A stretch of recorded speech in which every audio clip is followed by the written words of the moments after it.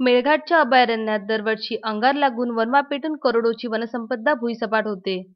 सरपटणाऱ्या प्राण्यापासून तर तृणभक्षी वन्यजीव, मांसभक्षी वन्य प्राणीपर्यंत सर्वांच्या या आगीमध्ये होर पडून होणारे मृत्यू, जंगलाचे होणारे नुकसान व यातून मानवजातीचे होणारे नुकसान याबाबत व्याघ्र प्रकल्प व निसर्ग फाउंडेशन या सहयोगी संस्थेच्या समन्वयाने 7 समन्वयक मेळघाटमध्ये जनजागृतीसाठी सरसावले आहेत. व्याघ्र प्रकल्प स्थापन दिवसापासून सुरू झालेले हे अभियान मेळघाटातील 300 गावांमध्ये जाणार आहे. पूर्ण 100 गावांमध्ये मुक्कामी राहणार असून 1000 किलोमीटरचा प्रवास हे चमू करणार आहेत.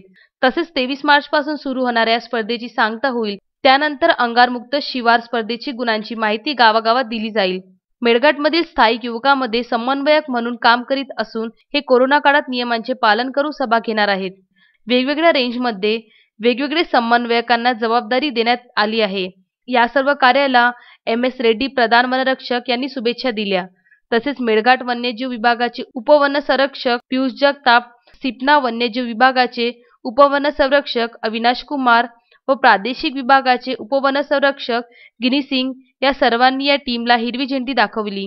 या मोहिमेचे कार्यक्रम समन्वयक धनंजय सायरे असून पंढरी हेकडे तसेच नागोराव सेलेकर, नागेश धोत्रे, संतोष शनवारे, सुरेश सावलकर, सुरेंद्र भास्कर क्षेत्रीय समन्वयक आहेत.